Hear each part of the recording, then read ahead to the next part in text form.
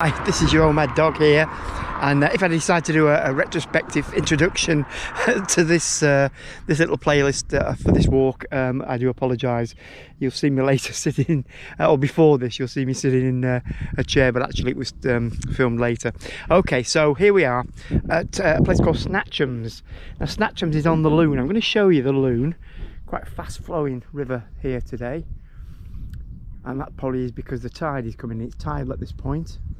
And if we continue to pan around on the skyline there, you should be able to see bits of Lancaster. There's Williamson's Memorial,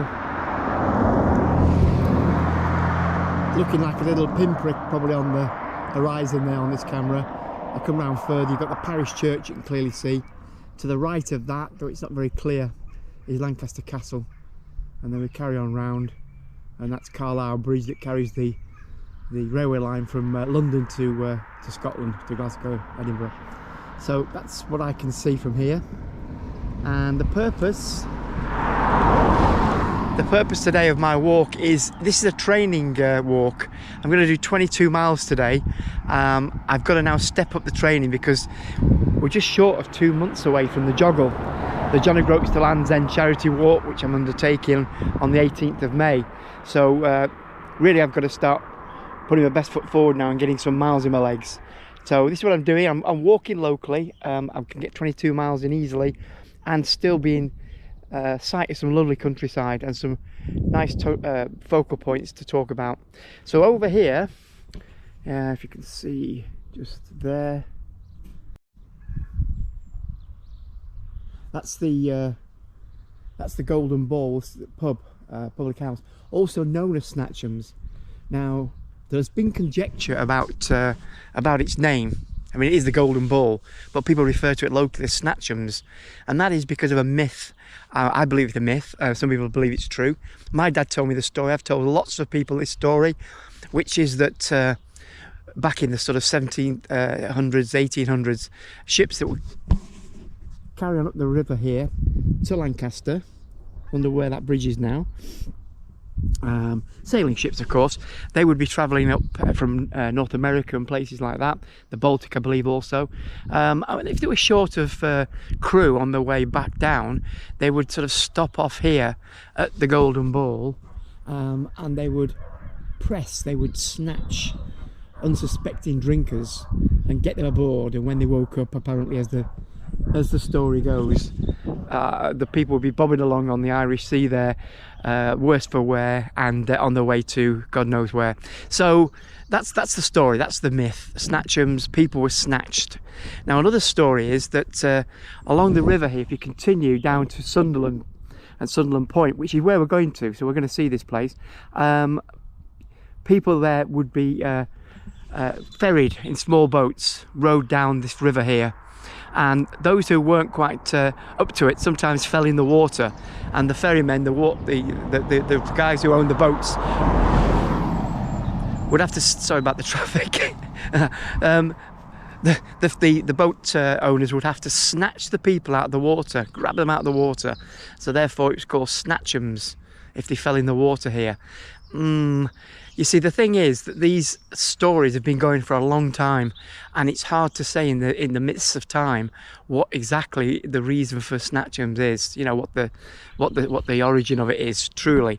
I've got another theory. We were looking at this subject a couple of weeks ago, my good friend Sonia and I, and we got some old books that we've got, because we're quite nerdy about the local history, and we've got some stuff that goes back, you know, sort of contemporary writings back to sort of the mid-1800s, and they speak about stories from 100 years before, so in pretty good territory. Now the Golden Ball is the Golden Ball at Snatchums. We've got that from a writing from 1856 I believe, but even back then there was conjecture as to whether or how the place got its name. Now they were coming up with one theory, which there was once upon a time around here, no idea where, a house, it's called a house, it lost its license. A license for what, we don't know. Was it a license to sell liquor? Or maybe was it a license to fish? Because Snatchums is a very old word, sort of 18th century word for a poacher, somebody who snatched the fish, and they did it by a method called foul hooking. That's to say, rather than put bait on a hook and drop it in the water and wait till a fish nibbled on it and then reel them in, they would literally see the fish in the water, and with barbed hooks they would hurl the hooked line into the fish, grab it and snatch it out of the water, thereby being called snatchums. Now, is it that around this area there was lots of poachers? It could well be, and they were known as snatchums, and the area became called snatchums. Certainly the golden ball, although we call it the snatchums because it's its nickname, is not snatchums, and certainly wasn't 200 years ago. Okay, history lesson over. I'm going to make my way now towards the Golden Ball. We'll have a quick look at it. It's a lovely building. If you're local and you don't know it, I'm surprised if you don't know it if you're local. But you do need a car really to get out here. I've walked it, but then, you know, I'm training for walking. So, but you can come along. There's a nice big car park. They do nice meals. Got a new landlord just taken over. New management. Lucy Blackburn and her husband Jay have just taken over. You get a nice pint in there and food. They also got little pods you can stay over, and you've got this lovely view of the bend in the river. I showed you that. I think that's maybe where it did get its name from, actually, the Golden Ball, because when the sun shines on it, and it's doing it a little bit over here, it's like a golden ball reflected in the water. But because the river's travelling so quickly, we're getting a sort of a ripple effect, so we're not getting the full golden ball image, but you can imagine that, you know, the golden ball, why not? Anyway, that's what I'm calling it. So we'll just have a little wander down there. We'll take a little bit of time just to look at the golden ball from the outside. We won't worry the people inside too much. We've got to get on, and then we're going to wander off down to Overton and Sunderland, and beyond that, Sunderland Point. So this is where we're going to go. So here we are now. We just walked up a few meters from where we were filming earlier, just here now at the Golden Ball, and there we can see it. Now, you can see the mud flap here, and you can imagine that when the tide was higher earlier this morning, that the water literally did rise as far as this. Now, the thing about the Golden Ball is, I'm going to get out of the way, the middle of the road, not great, is that on a high tide, it's coming in the way.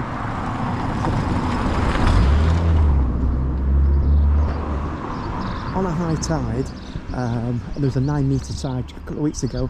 This road gets completely flooded, and it cuts people off for about an hour and a half. So if in there, you can have a lock-in, and it's perfectly legal because you can't get away. It's an old building, had many uses over the time, but basically it's been a licensed premises. And it's, as I say, it's got its pods over there now, so people come and stay, serving meals. Yeah, we tried to get here, again my friend Sonia and I tried to get here a couple of weeks ago, and I said, oh, it'll be fine, we'll get there, no problem. We'll go and have a pint in the Golden Ball. And the tide was up, and we couldn't get to it. We were blocked from entry. Here we go, it's got a bit of kids park as well, and a bit of nature information. But you can see here how, with these high tides we've been getting, these high spring tides, it brings in all the flotsam and jetsam. I'm not sure which, I think jetsam's the stuff that's thrown off ships, so I don't know if there's much of that. And I think the flotsam is just basically vegetation and stuff that floats about that naturally got in the water. I could be wrong about that, you know what I say, I'm often wrong about a lot of things. But anyway, that's the Golden Ball. It's lovely, isn't it?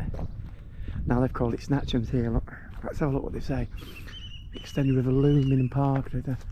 Local legend has it the part of the Lune estuary at Snatchums was popular with press gangs along with Catchums downstream. There we go, Catchums. Men were snatched sometimes brutally for service on Navy warships. Now, this is one of these myths that the more it's told, the more it's believed, and nobody wants to believe anything different. And the myth's been going like for nearly 200 years. So I don't know. You takes your money, or you pays your money, you takes your choice, I guess. So.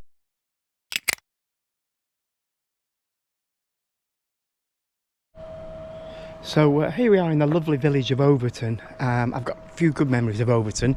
Used to come out here on bike rides. It seemed like the end of the world to me at sort of, 9 or 10 or 11, as we were in those sort of 8 days, exploring the local countryside, as we did. But not sure kids these days will be allowed to go as far as we've gone.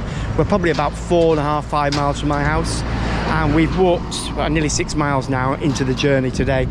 So here we are in Overton. As I say, I've got a couple of stories about here. This first one is not a myth. The person actually existed, but because I was only a child at the time of this person being involved with the pub behind me, or in front of me even, don't know, now behind me, Ma McCluskey, and she was a tweed-clad lady, a woman who smoked a pipe, who was the licensee here, kept good order, apparently. As I say, I didn't know her, but she was the licensee at the Shipper Hotel, and she was literally a legend in her own lockdown. Even I was too young to drink here then, so, as I say, never met her, but she was an actual person. The Ship Hotel, yeah. But the next stop, just down on the main street there, there's a cottage that used to be owned by some friends of my mum and dad's, and we used to have some firework parties there. And I remember one particular 5th of November that I will never forget, due to the bonkersness of adults when you're sort of 9 or 10 and you're sort of seeing this strangeness of adult behaviour that you've not witnessed before. I'll tell a little bit more when we get to the cottage. So I've just come down the high street there to April Cottage. I'm going to show you it quickly, but somebody lives there and I don't have permission to really film, so I just want to give you an idea. As it says 1741, it's an old building, as you can see. But the important thing is, as I walk along, I'll tell you this little story. Some friends of my mum and dad's used to own it, and oddly, in the recent past, in the last 12-15 years, it was sold to somebody that was a client of mine, so they may still live there. I'm not going to contact with them anymore, but I'm not going to go knock on the door. Anyway, so it's 5th of November, around about 1965, and it's bonfire night, of course, and they were famous for their bonfires. They've got a nice garden out the back there, and people would come down, and the kids would all come, and they'd let off the fireworks, and we'd have toffee apples and treacle toffee and the like. But at the same time, another resident of Overton, not sure where he lived, but his name was Parks. I think that was his surname, but everybody called him by his surname. And he was a chemist at the local ICI chemical factory.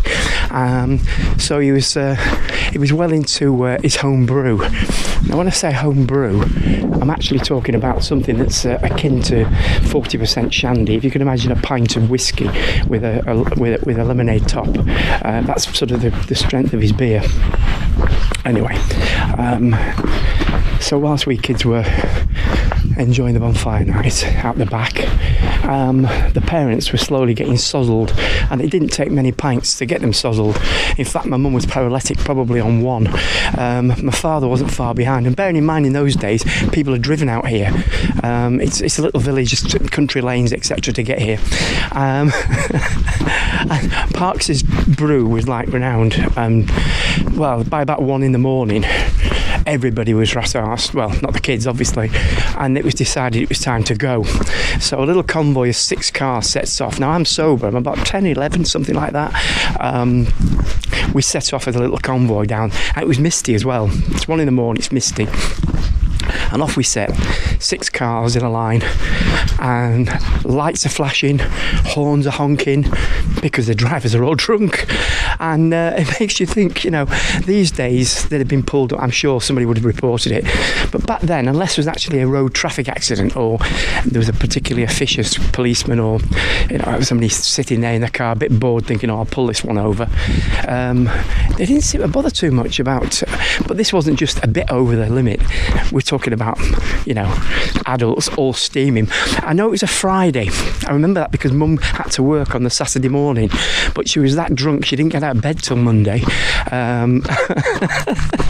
Yeah, if you know my mum, you can't believe it, but it's true. So we've come down now to the car park of another pub, And unlike the one that Mark McCluskey was licensee for, this is a bigger enterprise, the Globe. Now behind the Globe, and I know little about this, but I do know it existed, there was a pleasure park, a Victorian pleasure park. They popped up all over, you know, people had more leisure time, and so people would come down, probably park the sharrows or whatever brought them here, carts maybe back then, probably on this piece of land here. It's I'm not making it up, but I'm sort of like, it's just conjecture, it's just my thoughts. Probably park up around here. And then they would go in, and behind there would be the pleasure park. Now I know very little about it, and I wish I knew more, but it is long since gone. It was gone well before I was coming down here on my bike with my friend Ian. Okay, so we're going to carry on now, and we're going back towards the river, and again the chance of being cut off, because we're at Sunderland, or just about coming up. And Sunderland Point is a place where many years ago it was a fishing village, and they made boats, I believe, repair boats there as well. But I've seen pictures of the ladies outside with baskets of shrimp, shelling the shrimp to be sold on at market. So here we get the sign, danger, tidal road. Yep. It sure is. So we don't want to be cut off. We certainly, fingers crossed, we're not going to be trying to be wading through this water, because it's quite dangerous. As you can see, there's a van there that didn't make it.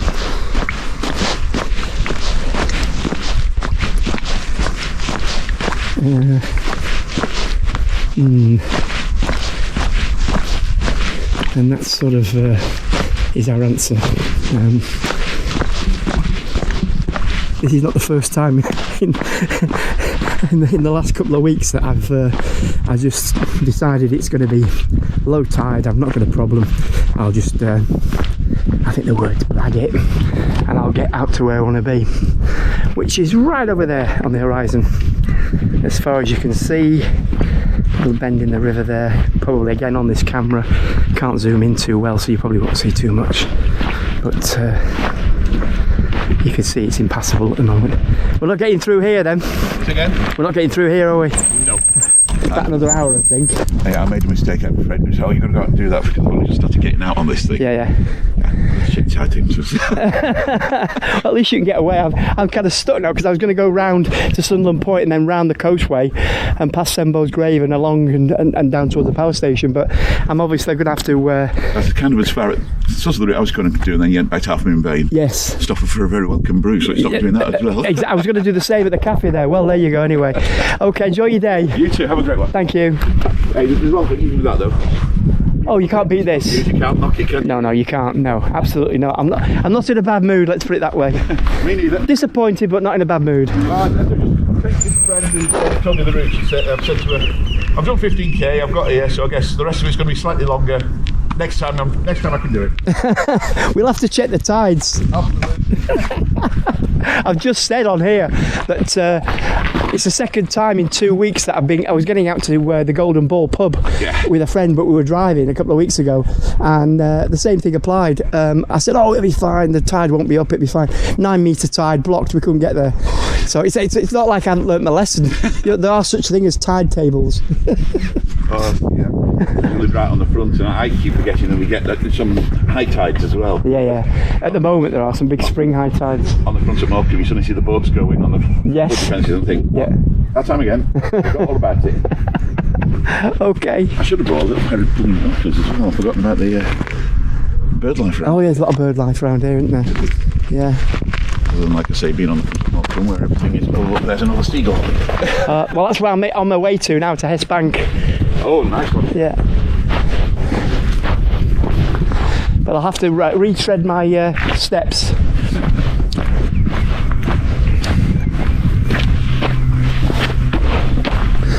Oh, well, that's disappointing. Unable to get through there, so I can't show you some of what I wanted to show you, but it's there for another time. I think... Well, I'm just going to have a go down this little lane here. I must have been down it on my bike at some time. It's all a business thing. I actually have fibromyalgia, so I've got myself a normal bike. Yeah. And then I was right out towards the Midland and beyond, and all of a sudden everything started cramping up and all the nasty stuff on me. I had to get home. I thought, no. So at least with this, I can get out where I want to, and you've got the best of both worlds, haven't you? I can cheat. I know you're not supposed to use the throttle, but at least if it comes to the worst, I've got to do is worry about balancing. Exactly. Yeah.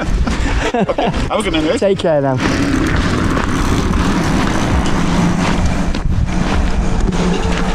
Yeah, nice guy.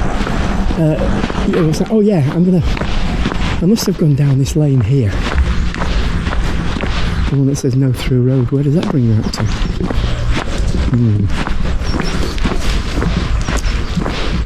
Okay. I think what we'll do is, instead of blagging it anymore and getting cut off somewhere, I think what we'll do is, I think I'll just make my way back through Overton, and yeah, it looks like, well, I don't know, I'm tempted now. There's somebody running down there, I'm tempted. Yeah, I'm going to do it. Let's see where this leads. I mean, it is supposed to be a walk after all, so as long as I get the miles in, I don't suppose it matters too much, as long as I'm not up to my neck in water. Okay, well, bye for now. So I've found a sort of a pathway that's brought me, that's Overton in the distance there. This is a footpath. I can see a stile in the middle distance there, or for you it's probably far distance, but over there on the horizon, large building, you must be able to see that. That's the power station at Heysham, and it's got a starring role currently in the Bay, the latest series of the Bay. It's very much featured as a possible site of wrongdoings. Anyway, I don't know, no spoilers, I've not seen the rest of it, so you'll have to watch it for yourself. So yeah, the power station, 1970, I've just left school, I'm going to the Nautical College at Fleetwood, and I've got the 6-week holiday in which to make some money before I go.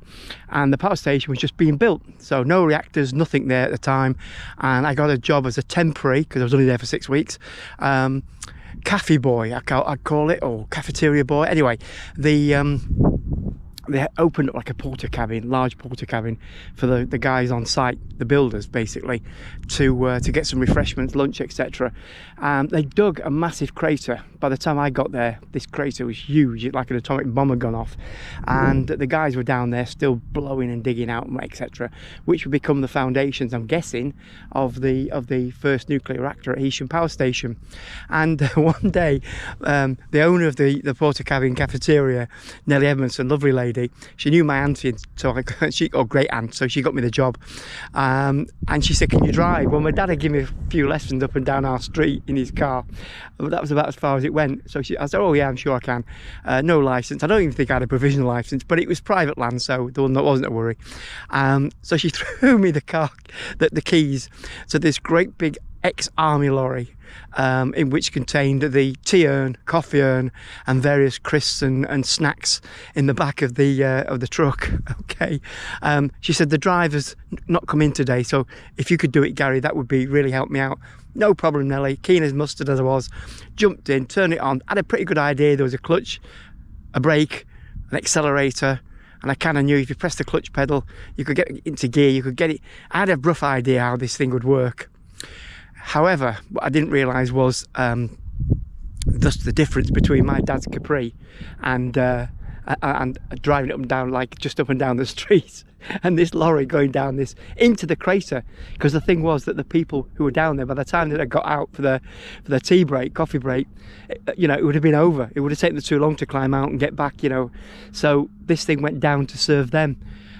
Anyway, she never asked me again. I opened the doors when I got to the bottom of the crater. Everything was all over the place. Stuff fell out. The tea urn, the coffee urn were all over.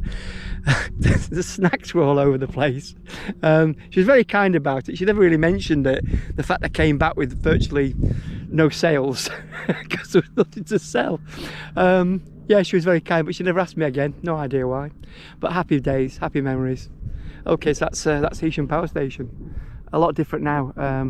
I believe 2 reactors there now, and talk maybe of further work going on there, but there's also talk sometimes of it closing down, so I'm really not up to speed with the power station these days. What you can see just beyond that stile that you probably can't even see, those houses, that's Middleton. So that's going to be the next place we walk through, Middleton, and then onward down into Heysham. and into Half Moon Bay. So I'll see you there. Bye bye. So I've climbed up the barrows here at Heysham. It's quite a nice little walk up the hill there. There's been a lot of excavation work done around here, looking for the remains of ancient peoples. And speaking of which, we're here actually at St Patrick's Chapel, the remains of a very ancient building. And these are the stone cut graves. Clearly they would have been people of high status. I would have thought the effort that would have gone into cutting those, whether it's something to do directly with the chapel, or were they high status people who own land around here, or were they even monks that have come over with St Patrick. There is some conjecture actually if St Patrick ever stepped foot in this area, but that's not to say he never did. And there's the bay.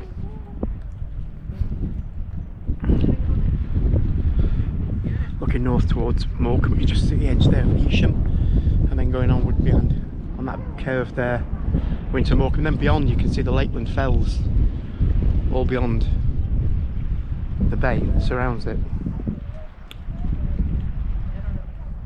The bay's obviously tidal, it's the sea, but in a couple of hours this will all be sand. So it's tidling up in a way that the tide runs out of the bay. Imagine a great big washing bowl swilling out the water twice a day, and it comes and swilled out.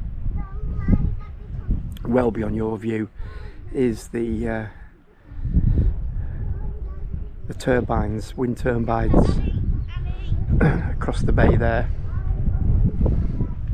towards Barrow. It's huge. But sadly, again, with this camera you're not able to pick that up. Yeah, so when you see the crime drama The Bay, it shows you some sort of gritty areas of Morecambe, and they do exist. There's people who live in the area, some people who own property that have allowed it to be that. I don't like the fact that they like to feature a lot the back alleys of Morecambe when there's so much beauty all about, and there truly is. Now we're just above St Peter's Church, again a church that's over 1,000 years old in its foundations and its early construction. You can perhaps see the graveyards down there, very old. And then behind that the lovely, beautiful ancient village of Heysham Village. I'd like to do a whole blog on this area, to be honest, because there's just so much to be said and seen, and I haven't got the time to do it right now. I need to get on. I'm 10 miles into this walk, just about, so I'm not even halfway yet, and times are ticking, so I'm going to get on. Next time I think we'll probably be at in Morecambe, and we'll probably be round about the Stone Jetty, so we'll catch up with you then.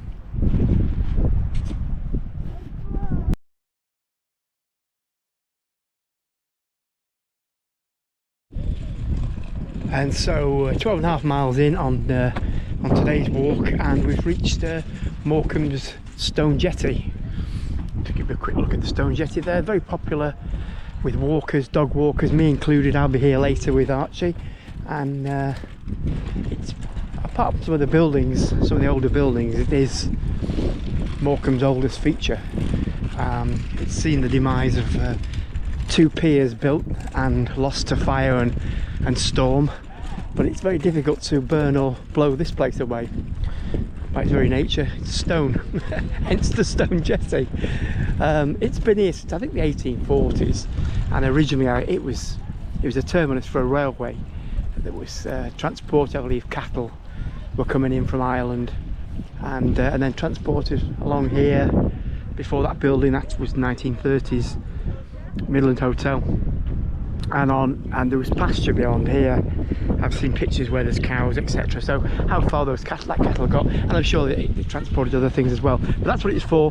The building you can see there with the lighthouse on top was the actual station. Just here was built in the 1960s, Europe's first marine land, or dolphinarium, and there was dolphin shows and It had an aquarium side, very exciting at the time. I remember being a child, coming here with mum and dad and seeing the dolphins jumping and nodding things through hoops and etc. But I think they all went in the 1990s. I wasn't living here then, we'd moved by then, but yeah, it was all here and gone in a twinkling. And also here before that, from the late 1900s, certainly up into the early 1930s, was Ward's Shipbreakers. So shipbreakers yard here, and it had a lot of famous ships came through, both merchant liners, warships, German submarines, U-boats. They all brought here to be scrapped, including a famous blue ribbon record holder for the fastest crossing at the Atlantic, the Majestic, was also broken here. That's got quite a tale to it, because they brought it here and Ward's, instead of breaking it straight away, they used it as a novelty, as an attraction. People used to pay, I think, £6 to go on board and wander around this wonderful old liner that crossed the Atlantic at record times, and so they kept it for quite a while. And then the First World War broke out, and I think they were going to try and bring it back into service as a hospital ship, and unfortunately it had been resting here that long. It was stuck on the mud, and several large tugs were brought in to drag it out to sea to use it in the First World War, and they couldn't. It stayed here and it was broken up here as it was intended to do. Anyway, that's me rambling a bit there. So we're only an hour since we're at St Patrick's at Heysham, and you can see already the tide's receded so quickly, so it's giving up to the sand, and pretty much as far as you can see will become sand in the next hour. There are channels. The end of this pier has always got water in it, hence the reason it was used as an original harbour for the town. So decent sized ships could get in here, not huge ships, but decent sized boats, cargo boats and the like could get in. Maybe some passenger ferry boats would get in as well. So there is water beneath at the end of the pier there. The tide doesn't recede beyond. These are nice. They've done a lot of work over the years on here, but it's very popular with fishermen also. You can imagine, well, you get out here on a high tide, you can have quite deep water for them to fish from. The cafe doing roaring trade there. Well, maybe not so roaring. It's actually quite cold now that we've come around into the bay, away from where we were on the Lune. It was much warmer this morning. There's a breeze blowing, it's quite icy breeze, chilly.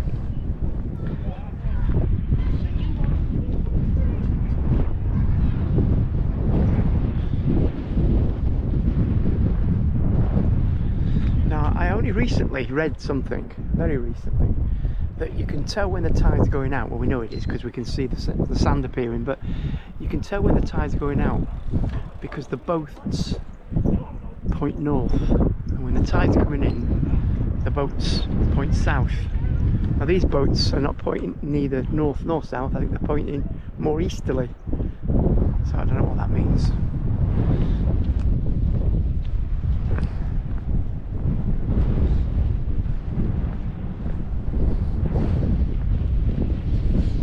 I come on here most days with the dog. It was only a couple of months ago I noticed these steps which obviously would have been in use some time ago, but no longer, probably not for a very long time. The lighthouse still works. Somebody asked a question on a social media post: is the lighthouse still working at the Stone Jetty? And the answer is yes. I posted back because I was very close by with the dog at the time, so I could do an immediate recce on the place. Yes, it's still working. I said about every 4 seconds, but I've watched it and calculated it more carefully, and it's actually 5 seconds. I think I was counting 1 potato, 2 potato too quickly. Again, we can see the sunlight there on the fells beyond the bay, Ulverston, Grange over Sands, these towns across the bay. Oak Crag at the end there, it's a bit of scar in the green. Again, I keep saying this over and over if you've been following me, but I can't tell what you can see until I actually get it downloaded, and then sometimes I'm surprised and actually it's quite a good view. Other times everything's just a blur beyond half a mile or so. Okay, this is a new piece of equipment here. It's obviously monitoring something. I presume that's some form of radar at the top there, a scanning device. I'm not quite sure what it's for, but it's only recently been put in place. Incidentally, when I got to the point where I couldn't get any further and the tide had come in, so the road I was going to cross to Sunderland, obviously that's not Sunderland in the northeast, clearly I haven't walked that far. That's Sunderland, as in, I suppose, land in the south. It would have been the same as probably Sunderland in the northeast, but no, different Sunderland, a much smaller Sunderland. Just thought I'd make that clear. And you're probably thinking, why did you bother?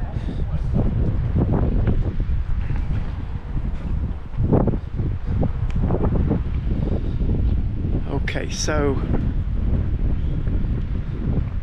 we're virtually the end now. It's a little slipway either side would have allowed you to get onto pleasure vessels, I think, at one time, but obviously all these rocks have been placed there to break the water. See the water quite racing now as it leaves the bay.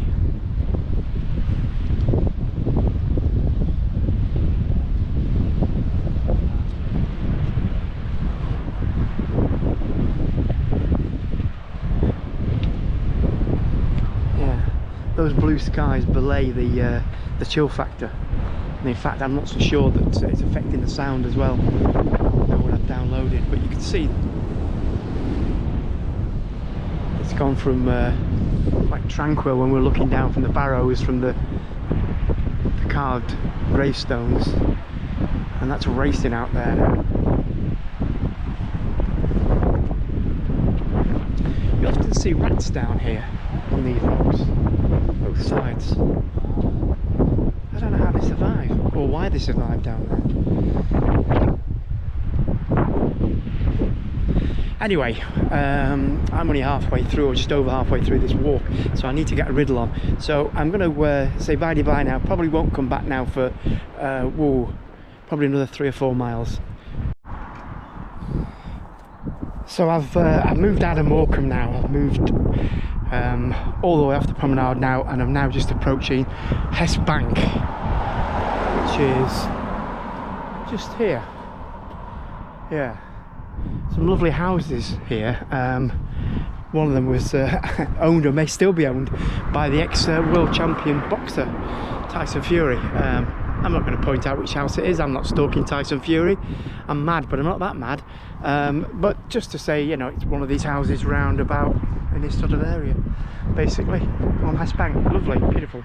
And yeah, as I was showing you there, the tide now is receding to the point where it's just mud flats, bit of sand, and some stretches of water there that never actually recede. They just seem to hang about. I don't know what hanging about's a sort of a technical phrase, but anyway. So I'm walking out of Morecambe. I'm going to turn round when I get to Boltley Sands and make my way back. So I'm at just shy of 16 miles at the moment. So yeah, I should be around about the 18 mile mark when I turn back for home. which probably put me around about 24 miles for the day, which is what I'm looking for. Okay, so if there's anything more to report, I shall do so promptly. Bye for now. So I'm here now at the turning point. I'm 18 miles in. Yep, just about 18 miles in at Boltley Sands now, just opposite the Royal Hotel. If anybody knows that. If you don't, it's quite a pleasant place to go for somewhere to eat. Sunday lunch is very popular there. This is a very busy A6, so the sound won't be great. I'll have to shout above it, but the traffic won't cease. It's like this continually. Yeah, so boringly, I have to now retread my steps back into Morecambe. So I'm thinking from here to get home, another 6 mile, put me on 24. Yeah, 24, which is around about where I need to be, and then I've got to get the dog out for a walk. So I'll probably just shut down now and just give you the latest update when I'm virtually finished, because not much more to say. Okay, bye.